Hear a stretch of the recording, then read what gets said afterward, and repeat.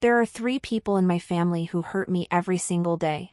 But the scariest part isn't what they do to my body, it's realizing that in my own mother's eyes, my pain isn't worth as much as a dirty mattress. Good morning, my dear friends, to each and every one of you across this beautiful country. I was born in 1947 in a tiny wooden house on the banks of the Tombigbee River.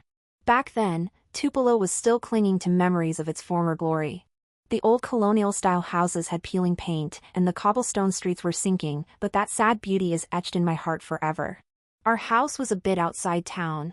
Nothing special, just 3 shabbily partitioned rooms, a cherry tree in the yard that somehow bore fruit year-round, and a packed dirt area where chickens scratched around all day. But from the outside, my dad always kept everything looking spick and span. The exterior was painted light blue, the wooden windows were well maintained, and that little front door was always closed, like it was hiding something precious inside. My dad's name was Samuel Carter. He worked at the cotton mill that was still running back then. Tall and burly, with calloused hands and eyes that always seemed to be looking for something to criticize. Even when it was sweltering hot, he'd wear a crisp, clean shirt and a neatly trimmed beard. He was intimidating just to look at. Around town, everyone called him Mr. Samuel. He was well respected, with an upright demeanor when dealing with people.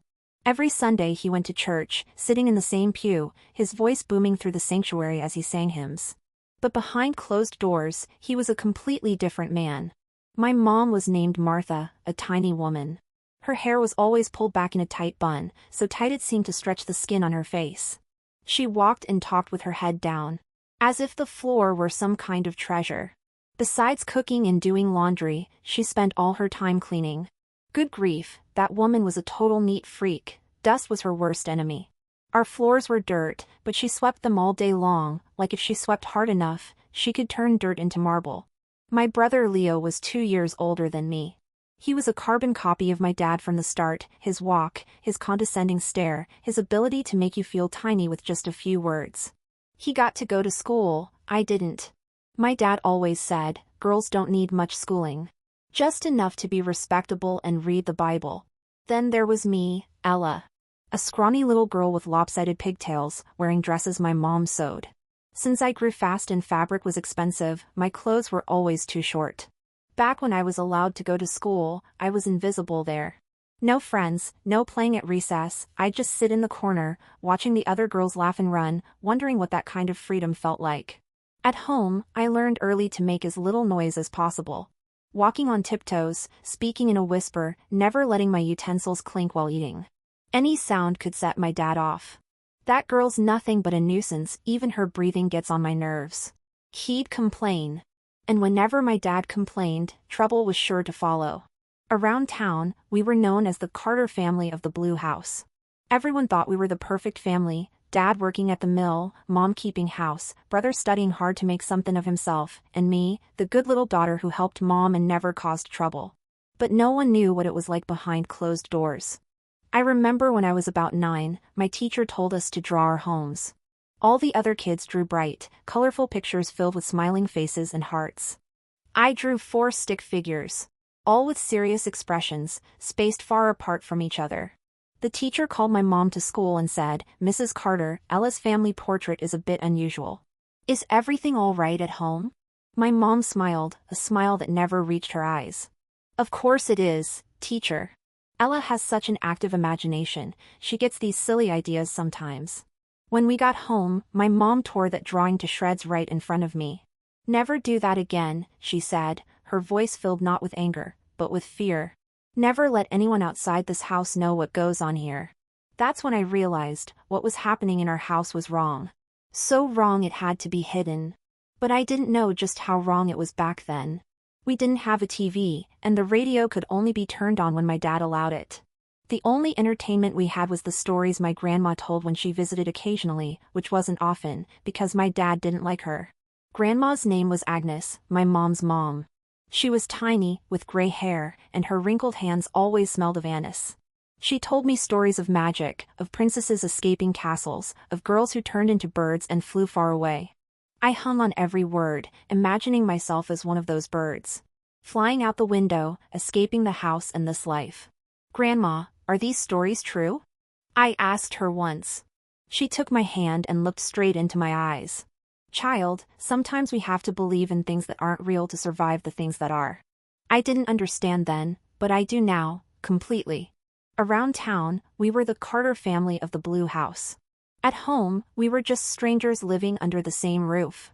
My dad and brother were on one side, my mom struggling to please them both, and me, just trying to disappear. Days went by in a monotonous routine, no surprises. My dad left for work early. Came home for lunch, rested a bit, then went back to the mill. In the evening, he'd eat dinner in silence, and sometimes head to the bar on the corner to meet his friends. When he came home late, the house would be shrouded in fear. My mom knew exactly what that stumbling sound of his boots on the gravel meant. She'd rush to lock herself in the bedroom and pretend to be asleep. As for me, I'd hide under my bed, praying he'd forget I existed. Sometimes the prayers worked. Sometimes they didn't. After my brother turned 15, he started going out with my dad. They'd come home from the bar together, reeking of cheap whiskey and tobacco. That's when everything got worse, not just one man, but two. One teaching the other how to be a man, how to assert dominance in the house. And their target for this manliness? Me, the scrawny little girl who was afraid of her own shadow. I had no friends, no one to talk to.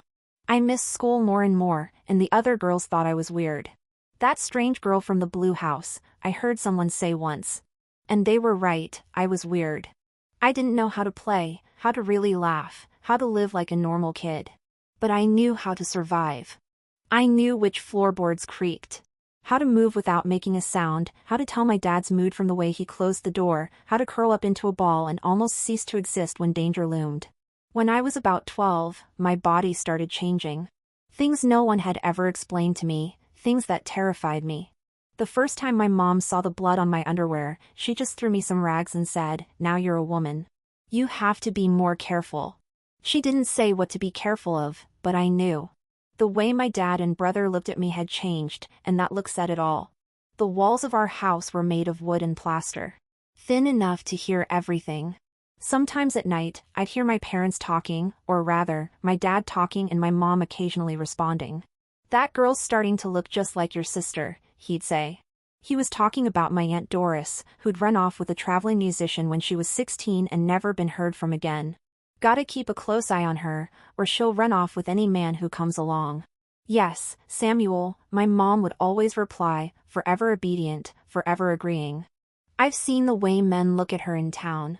People will say I didn't raise my daughter right. And so, the chains binding me grew tighter. I couldn't go to school anymore. You can read and write, what more do you need? Couldn't go to church, a woman who's always out and about won't be respected. Couldn't even sit on the porch and feel the evening breeze. My world got smaller and smaller, until it was just those 3 rooms in the Blue House. People around town probably thought I'd disappeared, or gone to work in another town, who knows? Back then in Tupelo, what happened in someone's home was their business, and no one asked questions. It was during this time that I started having the same dream over and over. I'd turn into one of Grandma's birds, flying out the window, higher and higher, until Tupelo was just a tiny dot below me, and the Blue House was barely visible. I'd fly and fly, to a place where no one knew me, and start over. Every time I woke up, my chest would feel heavy, knowing that dream would never come true, that I'd be trapped in that house, with those people, in endless fear for the rest of my life. I even thought that one day, I'd become just like my mom, a shadow, sweeping that dirt floor day after day, as if she could wipe away the scars of life. Then, when I was 13, everything changed, completely. My dad and brother came home from the bar earlier than usual. My mom had locked herself in the bedroom and pretended to be asleep, just like always. I was in my little corner, the area in the living room partitioned off with a sheet, which I called my bedroom. I heard their footsteps, different from usual, not stumbling, but deliberate. And they were heading straight for me. What happened that night is something I've spent decades trying to forget. Sometimes I can go days, weeks, even months without thinking about it, but it always comes back. In nightmares, in flashbacks, at the sound of a similar voice or the smell of something familiar. All I can say is, when they finally left me, I lay on that thin mattress, staring at the ceiling, feeling a pain far greater than anything physical. I was bleeding, shaking, completely numb. I thought I was going to die there, and in that moment, I almost wished I would. Just then, I heard a door open. I turned my head with great difficulty and saw my mom's silhouette in the faint glow of the kerosene lamp. For a split second, a glimmer of hope ignited in me. Mom would help me, clean me up, comfort me, maybe even take me away. She approached, looked at me, and then her gaze drifted to the blood-stained mattress. And what she said that night is etched in my soul deeper than any physical violence ever could be. "Good Lord, look at this mess. Clean it up right away. Don't ruin the new mattress." In that moment, I understood. In my own mother's eyes, I was worth less than a mattress. My pain, my dignity, my entire life, all meant less than something she could buy at the store for a few dollars. That night, something in me died. But at the same time, something was born, a fierce determination. One day, no matter what, I was going to leave that blue house. Even if I had to turn into a bird, even if I had to fly far, far away to a place where no one could find me. After that, when I looked at myself in the small, hidden mirror we had, I didn't recognize the girl staring back. The eyes in that mirror belonged to someone much older, a 13-year-old girl with a soul that had been through a lifetime of suffering, carrying burdens no child should ever have to bear. My mom's words kept echoing in my ears, "Clean it up right away, don't ruin the new mattress." As if the blood between my legs was just ordinary dirt, as if what had happened to me was less important than a piece of foam wrapped in cloth. That night, I cleaned up as best as I could. My hands were shaking so badly that I spilled water on the dirt floor, turning it to mud that stuck to my bare feet. I wiped myself with an old rag dipped in the same basin we used for washing dishes and bathing. The pain between my legs was like fire, but the pain in my chest was worse. The next morning, I woke up sore all over, my head throbbing, but with a new realization, I was completely alone in this world. I peeked through the crack in the window. The sky was overcast and gray, as if even God had abandoned Tupelo. That day, my mom was grinding coffee in a wooden mortar in the kitchen. The monotonous thud-thud-thud marked the endless days of our lives. I walked into the kitchen, and she didn't even look at me, as if I were a ghost, something she couldn't bear to see. "There's grits in the pot," she said, her eyes never leaving the mortar. I scooped some cold grits onto a chipped plate and ate in silence. Every movement hurt, not just my body, but my soul. The food tasted like nothing, and I wondered if I'd ever be able to taste anything again. My dad and brother had left for the mill early, and I silently thanked God for that. I didn't know how I'd face them after what had happened, didn't know if I'd be able to sit in the same room without screaming until I lost my voice. In the days that followed, a new normal settled over the house, a normal based on avoiding eye contact and silence. My mom kept sweeping that never-ending dirt floor, my dad and brother kept their routine of leaving early and coming home late, and I learned to hide even better. I discovered that the branches of the cherry tree in the yard were strong enough to hold my small body. Whenever I sensed a storm coming, heard their footsteps from the bar, smelled the whiskey in the air, I'd climb up into the tree and sit quietly among the leaves until the danger passed, or until I fell asleep. It was on one of those nights, hiding in the cherry tree, that I saw a sight I'd never forget. Everyone thought my mom was asleep, but she came out into the yard alone. She looked up at the stars for a while, then dropped to her knees and began to cry, silently.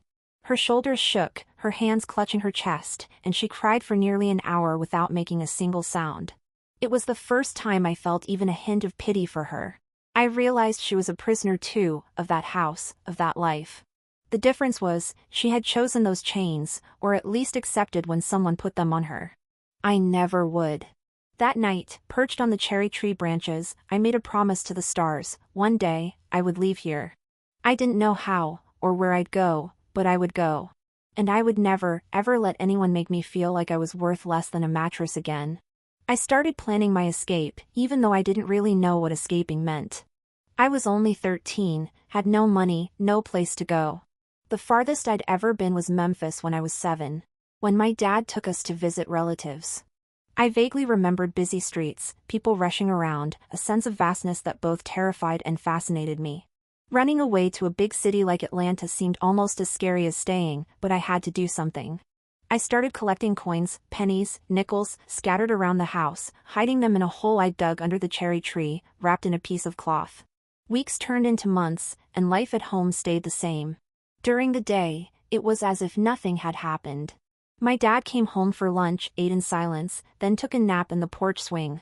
My brother was becoming more and more like my dad, starting to bring friends home, loud boys whose stares made my skin crawl. Nights were the worst. I couldn't stay in the cherry tree forever. Sometimes it rained too hard, and I had to stay inside. Sometimes my dad would lock the back door, as if he knew where I hid. On those nights, I'd just curl up in the corner, praying silently that they'd forget about me. But they didn't always forget. About a year after that first terrible night, a different kind of evening arrived. My dad and brother had gone to the bar as usual, and my mom was in the kitchen washing dishes. With that same obsessive thoroughness. I was sitting in the corner mending an old shirt when I heard a knock at the front door. We almost never had visitors, especially at night. My mom dried her hands and walked to the door, as if the person knocking could see the imaginary dust she was always fighting. Standing at the door was my Aunt Doris, the one who'd run off with the musician 20 years earlier, never to be heard from again. The one who was only spoken of at home as the shame of the family, a bad example for girls. She was carrying a small suitcase and wearing a bright, colorful dress that looked completely out of place in Tupelo. "Good evening, Martha," her voice was much stronger than I'd imagined. My mom froze, as if she'd seen a ghost, then quickly glanced over her shoulder to make sure my dad wasn't there. "Doris, what are you doing here?" she whispered, her voice filled with fear. "I came to see Mom. I heard she's not well." Grandma Agnes lived on a small farm outside Tupelo, and we hadn't seen her in months. "My dad didn't like visiting her," said the old woman, filled girls' heads with bad ideas. "She's very sick," my mom whispered again. "The neighbors are taking care of her. You should go straight there. If Samuel finds you here." "Martha, I'm not afraid of your husband," Aunt Doris interrupted. "I never have been. That's why I left this town, and it's what you should have done a long time ago." Just then, she saw me sitting in the corner, watching everything with wide eyes.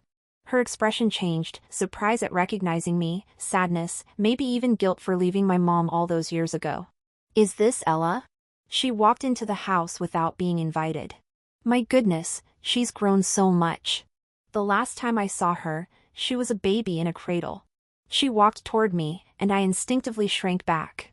I wasn't used to people getting close. Especially women who were dressed nicely and smelled of perfume. "Hi, Ella. I'm your Aunt Doris. You probably don't remember me." "Doris, you have to leave," my mom urged, glancing nervously out the window. "Samuel could be home any minute." Aunt Doris ignored her, just kept looking at me with emotions I couldn't understand. After a moment, she said the words that would change everything. "I'll be in town for a few weeks, staying at the Central Hotel near the church. If you need anything at all, come find me." I looked at her, then at my mom, not understanding what was happening. Why was this aunt I'd never met telling me where she was staying? What did "if you need anything" mean? My mom practically pushed Aunt Doris out the door, whispering apologies and glancing nervously at the empty street, as if she expected my dad to round the corner at any moment. Before she left, Aunt Doris looked at me one last time, her voice low but clear. "Remember, Central Hotel. Ask for Doris Rogers. I don't use Carter anymore." She came and went so quickly. My mom slammed the door shut and leaned against it, as if trying to hold back everything that visit had brought. "Forget what you saw," she said, not looking at me. "Forget what she said. Your aunt was always trouble. And I don't want you turning out like her." But it was too late. The seed had been planted. I knew there was a world outside, that there was a woman who had escaped Tupelo, who had left the Carter name behind, who wore colorful dresses and perfume, a woman who wasn't afraid of Samuel. That night, I couldn't sleep. I lay in bed staring at the ceiling, thinking about the Central Hotel, about Aunt Doris, about possibilities I'd never dared to imagine. The little treasure I'd hidden under the cherry tree wasn't enough to buy a bus ticket to Atlanta, but maybe it was enough to get me to the Central Hotel, to see what Aunt Doris wanted to say. When I finally fell asleep, I didn't dream of flying birds anymore. I dreamed of doors opening, one after another. In the days that followed, everything felt different. I had a new purpose, a new goal. I watched my family's routines more carefully, looking for a chance to leave without being noticed. I started packing what little I had, a broken comb, a handkerchief Grandma Agnes had left behind, a sewing kit, and my least tattered dress and a change of clothes. My mom seemed more nervous than usual, more irritable, cleaning even more frantically, as if she could wipe away all traces of Aunt Doris's visit. Luckily, my dad didn't notice anything out of the ordinary. Same routine, mill, lunch, mill, bar, home. The opportunity came on a Tuesday, nearly 2 weeks after Aunt Doris's visit. My dad had gone to Memphis to take care of some mill business and wouldn't be back until the next day. My brother had to work overtime. My mom needed to go to the market to buy beans and flour. "You stay here," she said, picking up her shopping bag. "Wash those clothes, and I'll be back before lunch." I nodded obediently, as I always did. But as soon as she turned the corner, I ran to the yard, dug up my treasure, just a few dollars, but saved carefully over months, and grabbed Grandma's handkerchief, the sewing kit, the broken comb. I wrapped everything up with my clothes in a piece of cloth and tied it tightly. I took one last look at the house, the stucco walls, the dirt floor my mom would never stop sweeping, the wood-burning stove where she cooked tasteless meals, the corner partitioned off with a sheet where I'd lived for nearly 14 years. I felt nothing, no sadness, no relief, no fear, as if I were looking at someone else's house. I left through the back door, passing the cherry tree that had sheltered me through so many terrifying nights. I picked a ripe cherry and popped it into my mouth. The sweet tart taste reminded me that I was alive, that I could feel something other than pain and fear. Tupelo wasn't a big town, but that day it felt endless. I walked quickly with my head down, avoiding people on the street. At any moment, I might run into someone who knew me, someone who would ask why I wasn't home, someone who would tell my parents. The Central Hotel was on a corner near the main church. It wasn't much of a hotel, just a simple boarding house with a faded sign. I walked in, my heart pounding so loud I was sure everyone could hear it. The front desk was just a wooden counter with a bell on it. I pressed the bell with trembling fingers. An older woman with gray hair came out, looking at me curiously. "Can I help you, child?" I'm looking for Doris Rogers," I managed to say, my voice barely audible. "She's my aunt." The woman studied me for a moment, as if trying to decide if I was telling the truth, then pointed to a narrow staircase in the back. "Third floor, end of the hall. She should be there now." I stumbled up the stairs. The hallway was dark, with only a small window at the end. I stopped at a door with a handwritten 3 on it. Raised my hand to knock, then hesitated. What if Aunt Doris didn't want to see me? What if she'd just been being polite? Before I could knock, the door opened. Aunt Doris was wearing a light blue dress, her hair styled in an elegant bun, nothing like my mom's tight, pulled-back one. "Ella," she said, not looking surprised at all. "I've been expecting you." I walked into the small but clean room, a single bed, a wooden wardrobe, a small table with a kettle and cups, and a picture of Our Lady of Mercy, Tupelo's patron saint, hanging on the wall. "Have a seat," she said, pointing to the only chair. I sat down, clutching my small bundle tightly to my chest as if it were a shield. "Does your mom know you're here?" she asked, her voice calm, as if she already knew the answer. I shook my head. "She went to the market. She'll notice I'm gone soon." Aunt Doris nodded and sat down on the edge of the bed, facing me. She looked at me for a long moment, as if trying to see beyond my small, frightened exterior to something deeper. "Ella, I need to ask you something. And I need you to tell me the truth, no matter what." She hesitated for a second, then continued. "Does your dad hurt you?" It was a simple, direct question, one no one had ever asked me before. No one had ever even hinted that what was happening in our house was wrong, was not normal. The words got stuck in my throat. I didn't know how to explain, how to put into words the terror of those nights, the blood-stained mattress, the hands that were supposed to protect me but had destroyed me instead. I couldn't speak. I just hung my head and nodded. Aunt Doris let out a deep sigh, then did something that surprised me. She knelt down in front of me and took my hands. "I'm so sorry," her voice cracked. "I'm sorry I left all those years ago. I'm sorry I left you and Mom here. I should have come back sooner. I should have checked on you. You didn't know." I finally found my voice. No one knew what was happening in the blue house. No one wanted to know. She squeezed my hands tightly. "Now I know. And you're not going back there." It was like a huge weight had been lifted from my shoulders. The tears I'd been holding back for so long finally came pouring out. They weren't tears of sadness, they were tears of relief. For the first time in my life, someone truly saw me. Someone saw the real me. "What do we do?" I asked, wiping my tears with my sleeve. "They'll look for me. My dad will be furious." "We're not staying in Tupelo," Aunt Doris said, standing up and walking to the wardrobe. She started packing clothes into a suitcase she'd laid out on the bed. "We're going to Atlanta today." I have a small apartment there, near Peachtree Street. It's not much, but it's enough for the two of us. Atlanta, the word sounded like magic on my lips. The capital city, a big city, a place I'd only heard about in stories. You live in Atlanta? I do. Been there for years. I work in a dress shop downtown. Mr. Albert, my boss, is a good man. When you're a little older, I'm sure he can find something for you to do. For now, you're going back to school, at least finish elementary school. School, the word was almost as magical as Atlanta. I hadn't been to school in years. The thought of learning again, of having books and notebooks and maybe even colored pencils, filled me with a sense of excitement I'd never known before.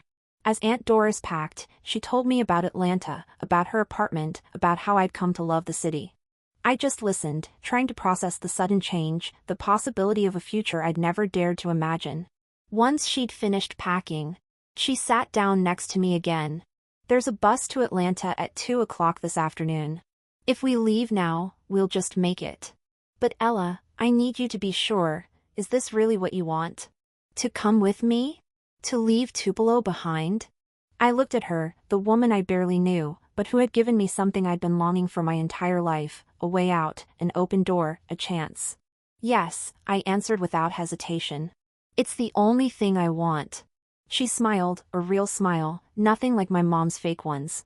Then let's go. Your new life starts today. When we left the Central Hotel, the sun was high in the sky. Tupelo's streets looked different now, no longer threatening, no longer oppressive. They were just the streets of a small town, a town I would soon be leaving behind.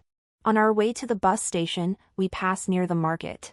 For a split second, I thought I saw my mom between the fruit stalls. I turned my head quickly and grabbed Aunt Doris's hand tightly. She seemed to understand, and we quickened our pace. Tupelo's bus station was just a yard with a few platforms and a ticket window. Aunt Doris bought our tickets, and we sat on a bench waiting. Are you nervous? She asked, noticing me tapping my foot. A little, I admitted. What if he comes after us? What if my dad finds us? Atlanta's a big city, she said firmly. Even if he tries to look for you, I'll never let him take you back. Never. I wanted to believe her. I wanted to believe there was a place where my dad couldn't reach me, where his hands couldn't touch me, where his voice wouldn't haunt my nightmares anymore. When the bus finally arrived, I climbed the steps trembling and sat down by the window, with Aunt Doris next to me. As the engine roared to life and the bus pulled away, I took one last look at the town that had imprisoned me for nearly 14 years. Tupelo's colorful houses, the main church, the cobblestone streets, the Tombigbee River winding through town, and the blue house, its cherry tree in full bloom, my forgotten treasure still buried beneath it. As everything faded from view, I felt nothing but a strange sensation, a feeling I wouldn't recognize for a long time as hope. Everything's going to be okay, Ella, Aunt Doris said, squeezing my hand. I promise. As the bus traveled down the highway away from Tupelo, I looked out the window at the sky, bright blue, without a single cloud. I thought of Grandma's stories of flying birds, of my dreams of escaping far away. Now, I didn't need those dreams anymore. I was actually flying, leaving behind the house that had taught me I was worth less than a dirty mattress, heading toward a place where I might finally discover my true value. Coming to Atlanta was like stepping onto another planet. I'll never forget that evening, as the bus drove down Peachtree Street. I pressed my face against the window, seeing skyscrapers for the first time, so tall. So grand, they made my eyes ache. It was like the world had suddenly opened up, showing me how much bigger it was than the four walls of that blue house. This is Atlanta, Ella, Aunt Doris said, pointing to the row of buildings. Tomorrow I'll take you to Centennial Olympic Park to see the fountains. Aunt Doris's apartment was in an old building in Midtown, close to Piedmont Park. It was small, just a living room, a kitchen, a bedroom, and a bathroom, but to me, it felt like a palace. There were tile floors instead of dirt, a real refrigerator instead of an icebox, and a shower that poured out hot water, a miracle I'd never experienced before. That first night, I lay on a mattress on the living room floor. Aunt Doris had insisted I take the bed, but I'd refused. I couldn't sleep, not from fear, like in Tupelo, but from excitement. I was in Atlanta. I was free. And I was with someone who cared about me, who didn't see me as a burden or an object. The feeling was so strange, so new, my body didn't know how to process it. In the days that followed, every moment was filled with new discoveries. Aunt Doris kept her promise and took me to Centennial Olympic Park. I ran through the fountain sprays, listening to the sounds of the city, feeling like I was in a dream. I visited Piedmont Park, underground Atlanta, the Fox Theater, with its golden decorations and colorful exterior walls. I rode a bus for the first time, saw more cars than I'd ever imagined, heard accents from all over, different music, people of all colors and backgrounds. It was like I'd been living in a black and white world, and someone had suddenly turned on the color. Aunt Doris worked in a women's clothing store downtown. Her boss, Mr. Albert, was an older man with white hair and a thick New York accent that always made me want to laugh. He had a daughter around my age who lived in California. So he took a special liking to me, almost like a father figure. "This girl needs to go to school, Doris," he said one day when Aunt Doris brought me to the shop. "It's a shame for such a smart young lady to miss out on an education." And so, just 2 weeks after arriving in Atlanta, I enrolled in a public school near our apartment. I was far behind the other kids, almost 14 years old, but only having finished second grade in Tupelo before my dad pulled me out. I was placed in a class with 9 and 10-year-olds, which was embarrassing, but I didn't care. I was back in school. I had new notebooks, colored pencils, and books. I could learn, grow, and have dreams again. The first few weeks of school were hard. I wasn't used to being around other kids, wasn't used to speaking up in public, wasn't used to raising my hand to answer questions. I was so shy, the teachers thought there was something wrong with me. One even asked Aunt Doris if I was normal. "She's more normal than a lot of people I know," Aunt Doris replied with the same unwavering determination I admired so much. "She just needs time and patience." And time was something I had. Days turned into weeks, weeks into months. Atlanta was no longer a strange, scary place, it slowly became my home. I learned to walk around the neighborhood alone, to ride the bus to school, to buy bread at the corner bakery. These small, ordinary things that other girls took for granted felt like incredible acts of freedom to me. Aunt Doris enrolled me in a crash course to help me catch up on my studies. I worked twice as hard, studying at night, on weekends, borrowing books from the public library. I discovered I loved learning. My mind was like a sponge, hungry for knowledge. History and geography especially fascinated me. Learning about faraway places in ancient times made me feel like I was more than just a small, insignificant person, I was part of something bigger. But life wasn't without its struggles. Every night when I turned off the lights, the nightmares would come, dreams of the blue house in Tupelo, of my dad walking into my room, of the blood-stained mattress, of my mom's cold words. I'd wake up screaming, covered in sweat, my heart pounding like it was going to explode. Every time, Aunt Doris would come and sit with me, stroking my hair, singing softly until I calmed down. She never pressed me to talk about the nightmares, she just waited until I was ready. And for a long time, I wasn't ready. I didn't know how to put those fears, those experiences, into words. 6 months after arriving in Atlanta, news came that changed everything again. Grandma Agnes had passed away. Aunt Doris received a telegram from the neighbors at Grandma's farm saying she'd died peacefully in her sleep. We didn't have the courage to go back to Tupelo for the funeral, the fear of seeing my dad, mom, and brother was too great. Instead, Aunt Doris bought a bouquet of flowers and took me to Piedmont Park, placing them under a tree.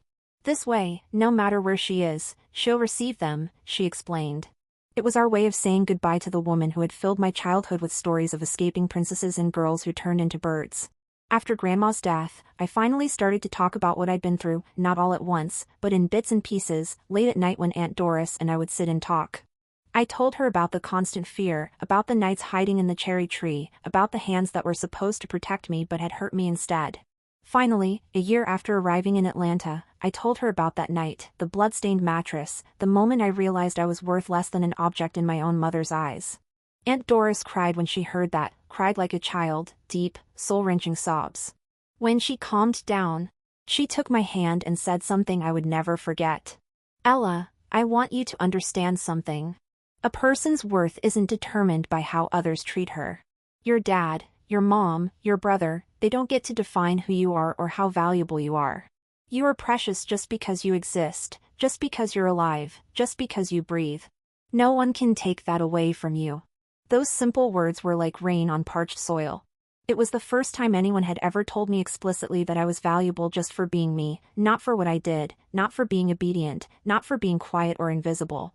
Just for being Ella. Time passed. I turned 15, then 16. With the help of the crash course and my own hard work, I skipped several grades and made rapid progress in school. I started working part-time at Mr. Albert's shop, learning the business, earning my own money, not much, but I proudly saved it in a bird-shaped piggy bank Aunt Doris had given me. Atlanta was growing too. The city was expanding, new neighborhoods were popping up, more and more cars filled the streets. It was the early 1960s, and America was going through big changes. We heard about the civil rights movement on the radio, about the assassination of President Kennedy.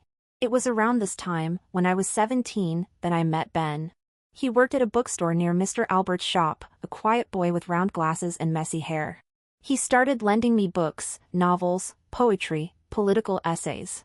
After the store closed, we'd sit on the steps outside and talk about what I'd read. At first, it was just about books, about ideas, but slowly, something else developed, a feeling of affection, a connection that both scared and fascinated me.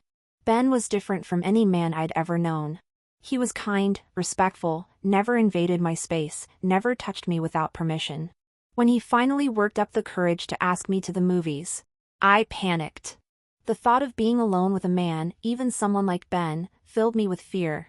The shadow of Tupelo was still there, real and vivid. I told Aunt Doris about the invitation, and about my fears. She listened carefully, then said something that surprised me. Ella, you have every right to say no. You have every right to never want to get close to any man for the rest of your life.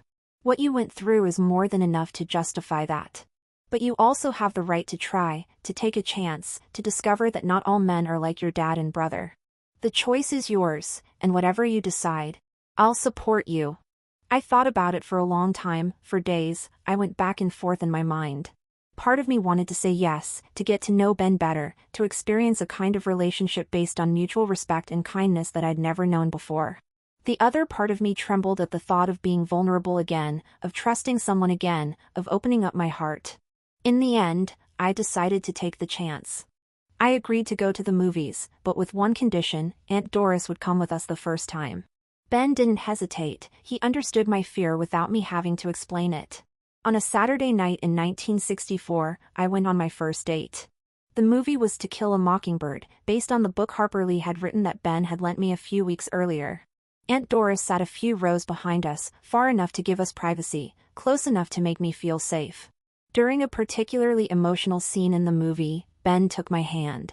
It was a simple, innocent gesture, but to me, it meant so much, an act of trust. I didn't pull away. I just let my hand rest in his, feeling the warmth of his fingers, a new sensation in my chest, warmth without fear.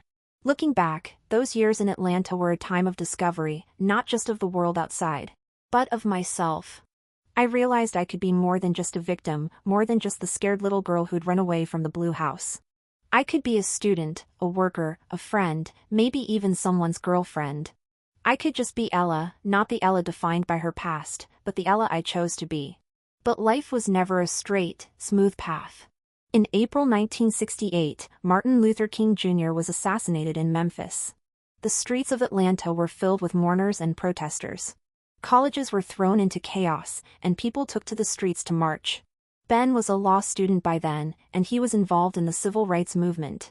He had to be extra careful during that time. Aunt Doris had always been interested in politics, and she became worried, speaking and acting with extra caution.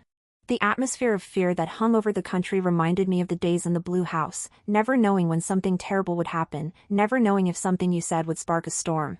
It was against this backdrop of unrest that I received the first, and only, direct message from Tupelo, nearly 3 years after I'd run away. It was a letter addressed to Aunt Doris, but it was clearly meant for me. I recognized the handwriting immediately. It was my mom's. The letter was short, written on lined notebook paper. Doris, I know that girl is with you. Samuel found out. He's furious. He says he's going to bring her back. Says she's his property. Be careful. Martha. No greeting, no how are you, not even a hint of concern, just a cold warning, and that word, property. It said everything I needed to know about how my dad saw me. Fear washed over me again. I couldn't sleep for days, staring at the apartment door, expecting it to burst open at any moment, expecting to see my dad standing there with those eyes that had haunted my nightmares for so long. I stopped going to school, stopped working at the shop, stopped seeing Ben. I retreated back into that state of hiding, like I was back in the cherry tree. Aunt Doris saw how terrified I was, and she made a bold decision. She quit her job at the shop, sold what she could from the apartment, and a week later, we boarded a bus to New York. "Atlanta isn't safe for us anymore," she explained. "Your dad has connections here. He could find us. In New York, we'll just be two people among millions. He'll never find us there." The trip to New York was long and tiring, 3 days and nights on the bus, eating at small diners along the way. But with every mile we put between us and Atlanta, between us and Tupelo, I felt a little safer. We arrived in New York on a Sunday morning. The city was even bigger, even more overwhelming than Atlanta. Grand buildings, crowded streets, skyscrapers so tall they made your neck ache just looking up at them. People spoke with different accents, walked at a faster pace, and the weather was more humid. Aunt Doris had a friend in Brooklyn named Mrs. Bernice, and we stayed with her for a few weeks.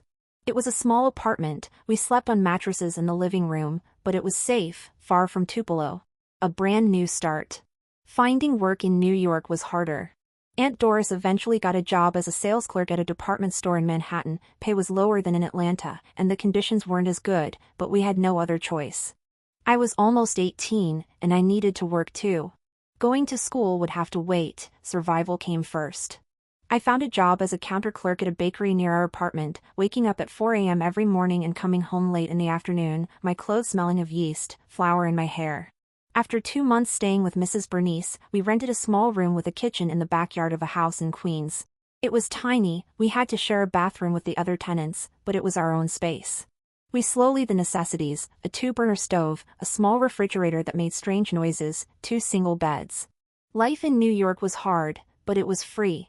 No constant fear, no shadow of my dad, no memories lingering from Atlanta. In this city where no one knew us, we could be anyone we wanted to be.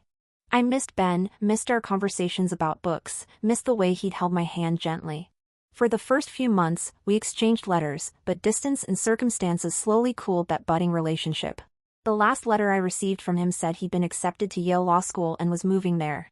"Maybe we'd see each other again someday," he wrote. In New York, I turned 18 and started to build a new identity. I was no longer just the girl who'd run away from the blue house, no longer just a survivor.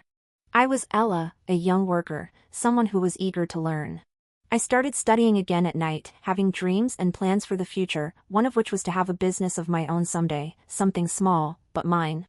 The idea came to me while working at the bakery. I watched how people didn't just come for the bread, they came for the coffee. For the conversation, for that warm, welcoming atmosphere. Aunt Doris supported me as always. "You have a good head for business, Ella," she'd say. "Remember how you used to organize the shelves at Mr. Albert's shop? He always praised you for how you interacted with customers. You'll be a success, I know it." Time passed quickly in New York, working hard, studying at night, saving money every chance I got. We moved to a slightly larger apartment in Queens, each of us having our own room.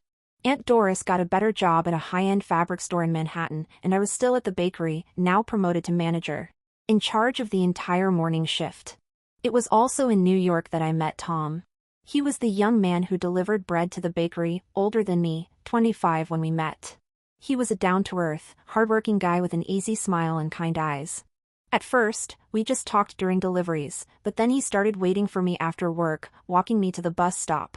The shadow of Tupelo was still with me.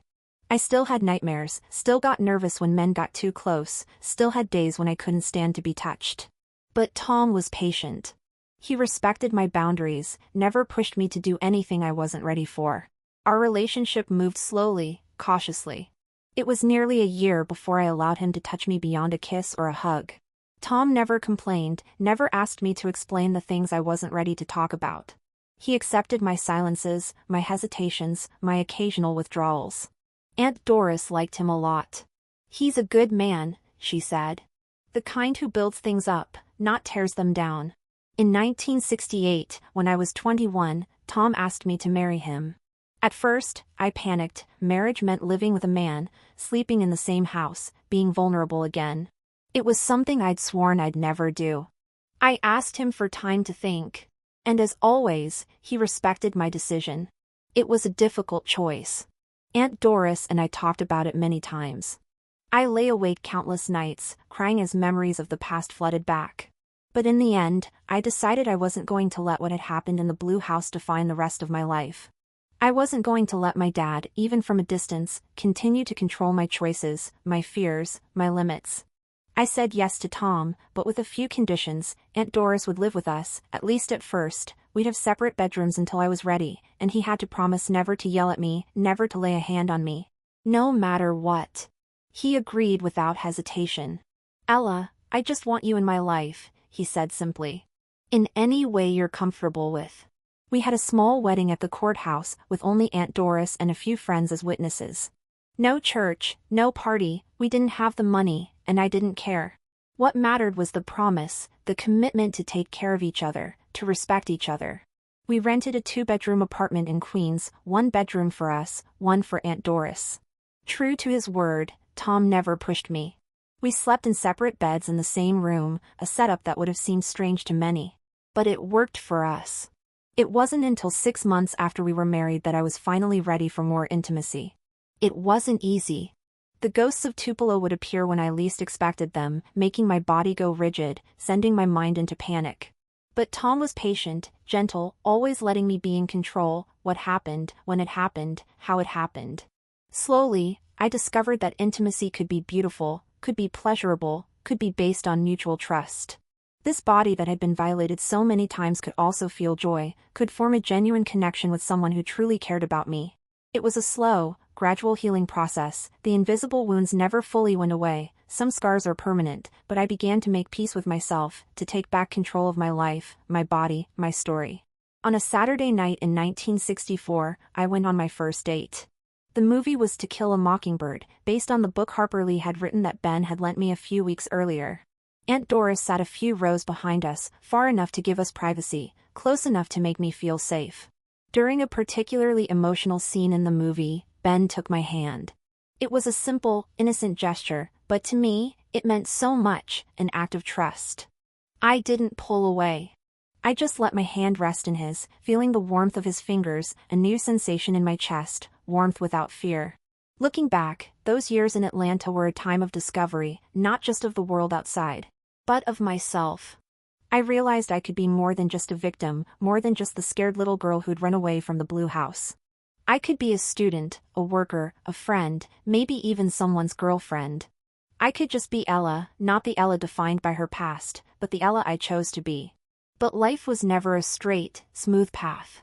In April 1968, Martin Luther King Jr. was assassinated in Memphis. The streets of Atlanta were filled with mourners and protesters. Colleges were thrown into chaos, and people took to the streets to march. Ben was a law student by then, and he was involved in the civil rights movement. He had to be extra careful during that time. Aunt Doris had always been interested in politics, and she became worried, speaking and acting with extra caution. The atmosphere of fear that hung over the country reminded me of the days in the blue house, never knowing when something terrible would happen, never knowing if something you said would spark a storm. It was against this backdrop of unrest that I received the first, and only, direct message from Tupelo, nearly 3 years after I'd run away. It was a letter addressed to Aunt Doris, but it was clearly meant for me. I recognized the handwriting immediately, it was my mom's. The letter was short, written on lined notebook paper. "Doris, I know that girl is with you. Samuel found out. He's furious. He says he's going to bring her back. Says she's his property. Be careful. Martha." No greeting, no how are you, not even a hint of concern, just a cold warning, and that word, property. It said everything I needed to know about how my dad saw me. Fear washed over me again. I couldn't sleep for days, staring at the apartment door, expecting it to burst open at any moment, expecting to see my dad standing there with those eyes that had haunted my nightmares for so long. I stopped going to school, stopped working at the shop, stopped seeing Ben. I retreated back into that state of hiding, like I was back in the cherry tree. Aunt Doris saw how terrified I was, and she made a bold decision. She quit her job at the shop, sold what she could from the apartment, and a week later, we boarded a bus to New York. "Atlanta isn't safe for us anymore," she explained. "Your dad has connections here. He could find us. In New York, we'll just be two people among millions. He'll never find us there. The trip to New York was long and tiring, 3 days and nights on the bus, eating at small diners along the way. But with every mile we put between us and Atlanta, between us and Tupelo, I felt a little safer. We arrived in New York on a Sunday morning. The city was even bigger, even more overwhelming than Atlanta. Grand buildings, crowded streets, skyscrapers so tall they made your neck ache just looking up at them. People spoke with different accents, walked at a faster pace, and the weather was more humid.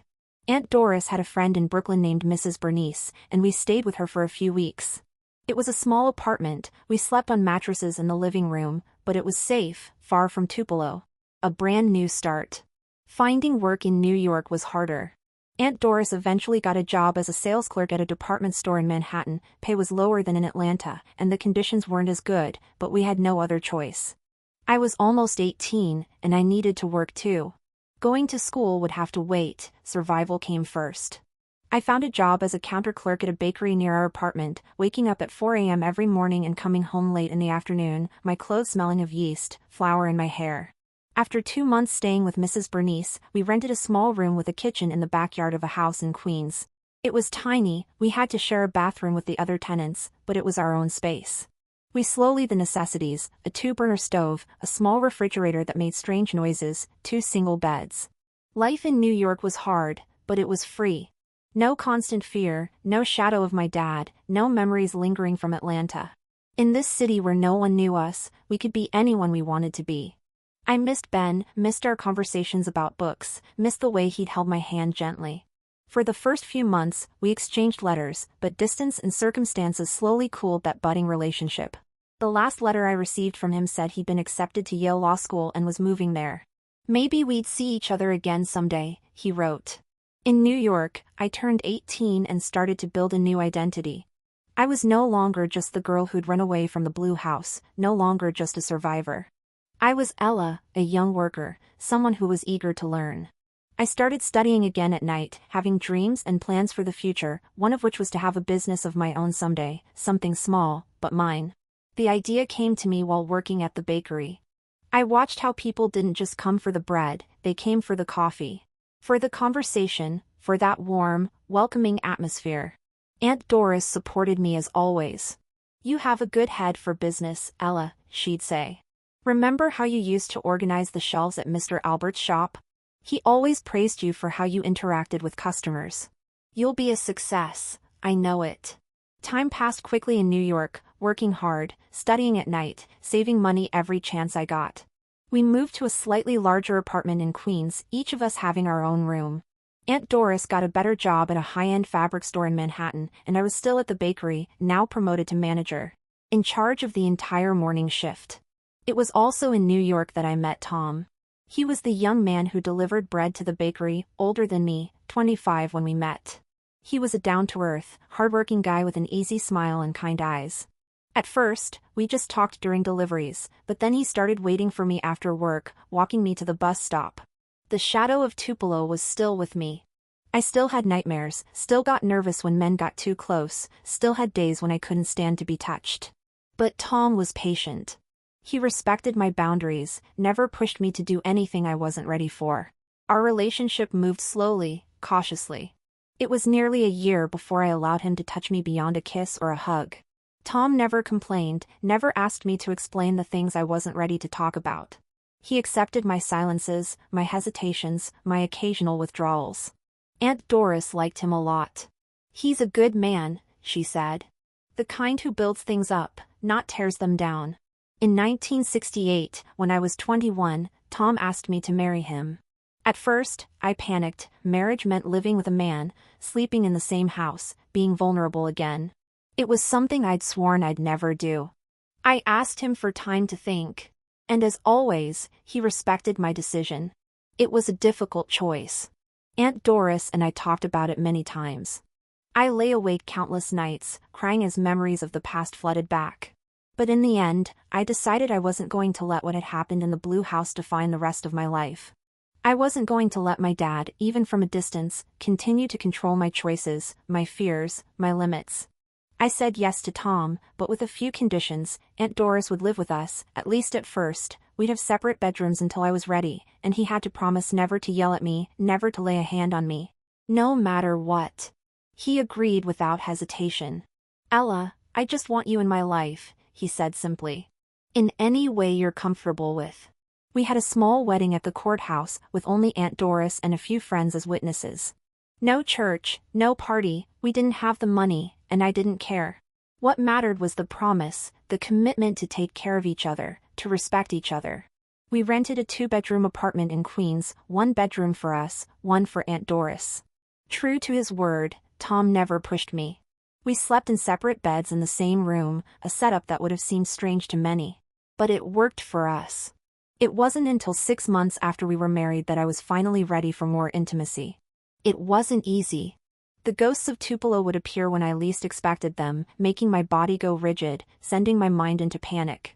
But Tom was patient, gentle, always letting me be in control, what happened, when it happened, how it happened. Slowly, I discovered that intimacy could be beautiful, could be pleasurable, could be based on mutual trust.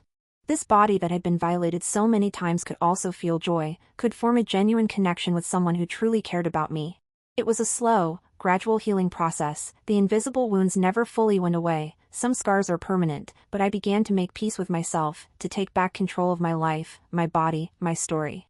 Days turned into years. I continued working at the bakery, eventually becoming the general manager. Tom was promoted to delivery supervisor at the bakery, in charge of delivering to several shops in Queens. Aunt Doris still worked at the fabric store, but she started talking about retiring, about moving back to the South, not to Tupelo, never to Tupelo, but to Atlanta, where she'd made so many happy memories. The dream of having my own business never faded. Tom and I saved every penny we could, planning to open a small grocery store, selling fruits, vegetables, and basic necessities. Something simple at first, then expanding as we could. In 1970, our dream finally came true. We found a small storefront on a busy street in Queens. The rent was expensive, but the location was good. Using our savings, plus a small loan from Tom's boss, we opened Ella's Grocery. The early days of running a business were tough, as they always are. We worked from sunrise to sunset, me up front helping customers, Tom in the back stocking shelves and making deliveries. But slowly, we won over the local customers. I paid attention to people, remembered their names, asked about their families, recommended products. It worked. People kept coming back, brought their friends, spread the word by mouth. In 1972, Aunt Doris decided to move back to Atlanta. It was a sad goodbye. For nearly 10 years, she'd been my savior, my family, my safe haven. But I understood her desire. Now that I was settled, married, with a business of my own, she wanted to return to the city she loved. You did it, Ella, she said, taking my hand as we stood at the airport, just like she had so many times before. Look at you now, strong, independent, in charge of your own life. I'm so proud of the woman you've become. I cried for a long time that day, watching the plane take off with the woman who had risked everything to save me. But it wasn't goodbye forever. We promised to visit each other regularly, to stay in touch through letters and phone calls. Life went on, with its ups and downs, just like everyone's. The grocery store thrived. We bought the storefront, expanded the business a few years later, adding more grocery items, then opening a small cafe in the back. Tom and I worked side by side, building not just a business, but a life together. We never had children. The doctors said the abuse I'd suffered as a teenager had left its mark. Pregnancy would be difficult, even dangerous. At first, this devastated me. It felt like my dad and brother were still taking things from me, even after all these years, even from a distance. But over time, I came to accept it. The grocery store became our child, a business we built and nurtured together. And Tom's sister's children, his nieces and nephews, would come to our house on weekends, bringing laughter and chaos, filling our lives with the sound of children. I never went back to Tupelo. I never saw my dad, my mom, or my brother again. I don't know if they're still alive, if they still live in that blue house, if they ever think about me, if they ever miss me. There's a small part of me that hopes they do, not for revenge, but because it would mean that, for just a moment, I mattered to them. A few years after Aunt Doris moved back to Atlanta, she told me some rumors about the Carter family of the Blue House. My brother had become just like my dad, an alcoholic, violent. My mom had aged before her time, still sweeping that same dirt floor as if she could turn it into marble. My dad had died of cirrhosis of the liver, alone in a hospital bed, no one holding his hand. When I heard this news, I felt nothing, no joy, no sadness, no relief, no regret. It was like hearing about characters from a book I'd read a long time ago, a book I had no interest in reading again. As the years passed, America changed, New York changed, and I changed. We lived through the Vietnam War, the Watergate scandal, the oil crisis, the economic recessions of the 1970s and 1980s, those fiscal plans that never really worked, and the economic boom of the 1990s that finally brought some stability. Our grocery store became a fixture in the neighborhood.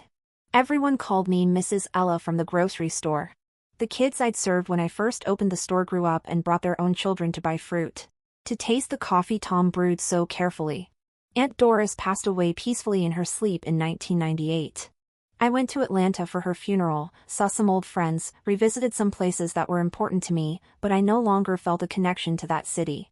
My home was in New York, where I'd lived for more than 30 years. Tom left us in 2010. He had pancreatic cancer, and he went quickly.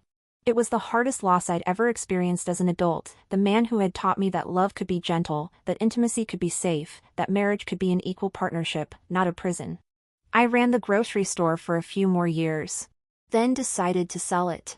I was in my 60s, tired, ready to slow down. I bought a small but comfortable apartment near Central Park in Manhattan. Every morning, I walk in the park, looking at the greenery, something that had fascinated me ever since I first came to New York all those years ago. Sometimes, when the wind blows, I smell ripe cherries, and I think of that cherry tree in the yard of the Blue House, of the branches that sheltered me during those terrifying nights. I think of the girl I once was, scrawny, terrified, convinced she was worth less than a mattress. Then I look at the woman I am now, a woman who built a good life, who knew true love, who refused to let others define her worth, a woman who survived unspeakable horrors and not only lived, but thrived. This is my story, my dear friends. It's not pretty, it's not easy, but it's mine. If it can help even one person understand that their value isn't determined by how others treat them, that there's always a way out, a door that opens, a chance to start over, then sharing it with you has been worth it. Looking back on the path I've traveled, from that little girl in the Blue House to the woman I am today, I see that every stage of life has been a lesson in recognizing my own worth.